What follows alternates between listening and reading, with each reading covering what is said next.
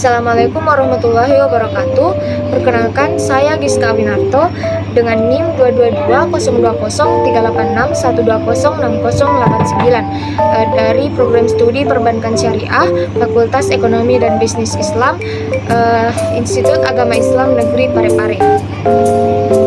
Jadi pada kesempatan kali ini saya akan menjelaskan beberapa materi, yaitu yang pertama ada sumber daya manusia dalam studi kelayakan bisnis, yang kedua aliran kas perusahaan, yang ketiga aspek ekonomi, sosial, dan politik, dan yang keempat konsep persaingan dalam studi kelayakan bisnis, yang kelima pemahaman pelaksanaan bisnis secara mendalam, yang keenam analisis mengenai dampak lingkungan AMDAL, yang ketujuh sistematika pengelolaan lingkungan terhadap studi kelayakan bisnis, dan yang terakhir risiko terhadap beberapa aspek studi kelayakan bisnis. Baik, tanpa berlama-lama lagi, langsung saja kita ke pembahasannya.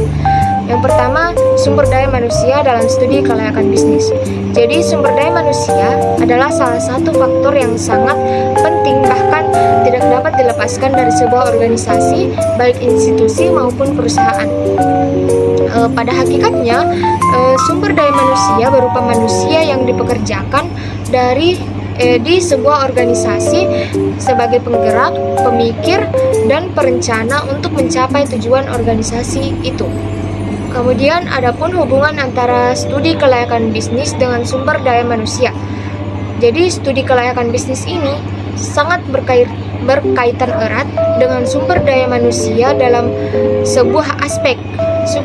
Sumber daya manusia dalam studi kelayakan bisnis ini meliputi penilaian terhadap keberadaan dan peran sumber daya manusia dalam proyek bisnis. Tujuan dari mempertimbangkan aspek SDM dalam studi kelayakan bisnis adalah untuk menilai apakah perusahaan memiliki SDM yang sesuai dan cukup untuk mendukung keberhasilan proyek bisnis.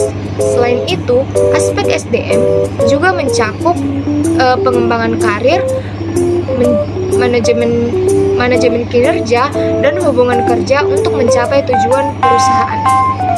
Kemudian materi kedua ada aliran kas perusahaan.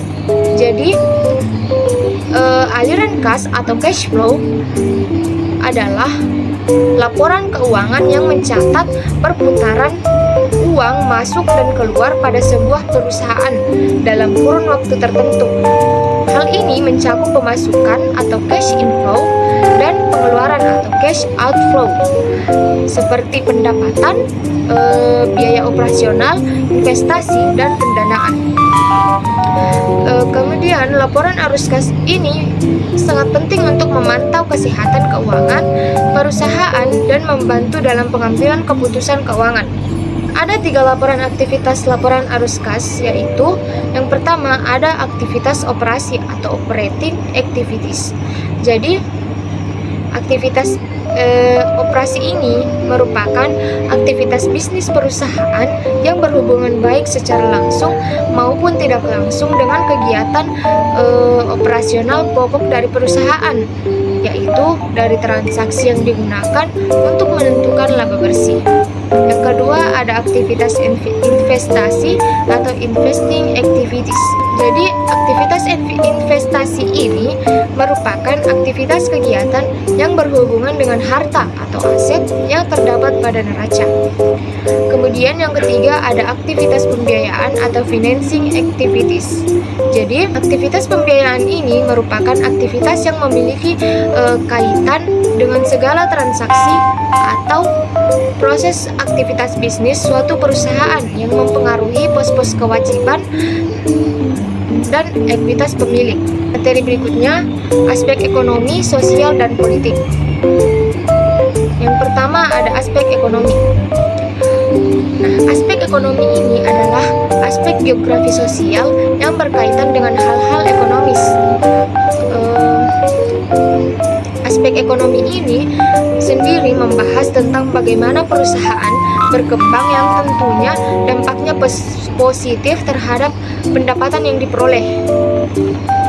Yang kedua ada aspek sosial. Nah, aspek sosial ini merupakan hasil daripada aktivitas manusia dalam dengan alam sekitar atau lingkungannya, yang mana salah satu bentuk bentuk sosial ini meliputi penindasan. Mengenai penindasan tersebut, itu merupakan suatu kekerasan, ancaman, dan paksa yang dilakukan seseorang kepada orang lain yang melibatkan ketidakseimbangan kekuasaan sosial orang lain. Yang ketiga ada aspek politik. Jadi aspek politik ini adalah suatu kondisi yang terjadi akibat adanya isu, spekulasi dan rumor karena kondisi politik dari pemerintah yang bisa mempengaruhi permintaan dan penawaran konsumen. Materi selanjutnya ada konsep persaingan dalam studi kelayakan bisnis. Nah, ini meliputi beberapa ancaman. Yang pertama itu ada ancaman masuk pendatang baru. Jadi faktor penghambat pendatang baru masuk dalam suatu industri itu meliputi 3 aspek. Yang pertama skala ekonomi, yaitu biaya tinggi untuk memulai produksi dalam skala kecil. Yang kedua ada diferensiasi produk, yaitu sulitnya bagi pendatang baru untuk memasuki pasar yang sudah dikuasai oleh produk-produk yang sudah mapan. Dan yang ketiga kebutuhan modal, yaitu membutuhkan investasi awal yang besar untuk memasuki industri tertentu. Yang kedua ada persaingan sesama perusahaan dalam industri. Industri dalam arti sempit adalah kumpulan perusahaan yang menghasilkan barang-barang yang sejenis, di mana terdapat kesamaan dan bahan baku yang digunakan dalam proses, bentuk produk akhir, dan konsumen. Agar tidak terjebak dalam kompetisi yang ada, kita harus menentukan posisi pasar kita dengan perlu mendapatkan keunggulan kompetisi yang bisa dicapai dari segi biaya dan segi kualitas produksi. Yang ketiga ada ancaman dari produk pengganti. Ancaman dari produk-produk pengganti yang dimaksud di sini adalah seberapa mudah pelanggan atau konsumen produk kita dapat berpindah ke produk pengganti. Nah, ancaman produk pengganti itu bisa tinggi ketika yang pertama ada banyak tersedia produk pengganti, dan yang kedua konsumen dengan mudah dapat menemukan produk atau biasa seperti yang kita tawarkan dengan harga yang sama atau bahkan lebih murah. Kemudian materi berikutnya pemahaman pelaksanaan bisnis secara mendalam.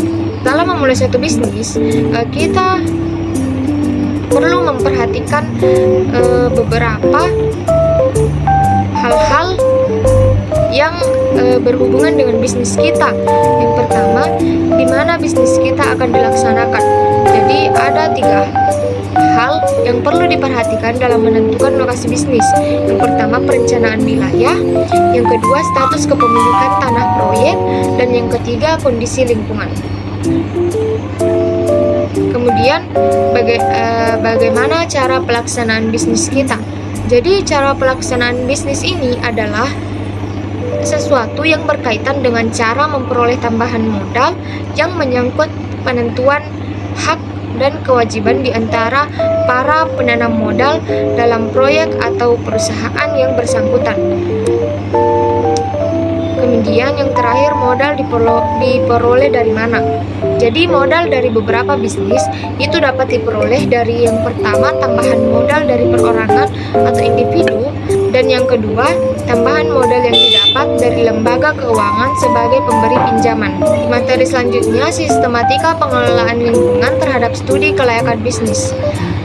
Jadi sistematika pengelolaan lingkungan ini adalah urutan langkah yang dilakukan untuk melestarikan fungsi lingkungan hidup dan mencegah terjadinya pencemaran atau kerusakan lingkungan. Sistematika pengelolaan lingkungan meliputi beberapa aspek seperti perencanaan, pemanfaatan, dan pengendalian. Materi terakhir, risiko terhadap beberapa aspek dalam studi kelayakan bisnis. Yang pertama ada risiko pada aspek SDM. Jadi risiko pada aspek sumber daya manusia dapat berasal dari berbagai faktor, termasuk faktor internal dan eksternal perusahaan. Beberapa risiko yang terkait dengan sumber daya manusia antara lain keterbatasan sumber daya manusia, risiko PHK atau pemutusan hubungan kerja, perubahan kebijakan dan peraturan, risiko kecelakaan kerja, dan keterbatasan minat generasi muda. Selanjutnya, risiko pada aspek keuangan. Risiko keuangan adalah risiko yang nampak kerugiannya dapat dinilai atau diukur dengan uang berdasarkan jangka waktu. Risiko keuangan dapat terbagi menjadi risiko jangka pendek dan risiko jangka panjang. Prinsip jangka pendek alias kebutuhan-kebutuhan yang muncul secara tidak terduga dalam jangka pendek. Dan yang terakhir ada risiko pada aspek pemasaran. Yang pertama, persentase biaya promosi. Yang kedua, tingkat penjualan per salesperson. Yang ketiga, indeks kepuasan konsumen. Mungkin itu saja beberapa pemaparan materi dari saya. Kurang lebihnya mohon disempurnakan. Wassalamualaikum warahmatullahi wabarakatuh.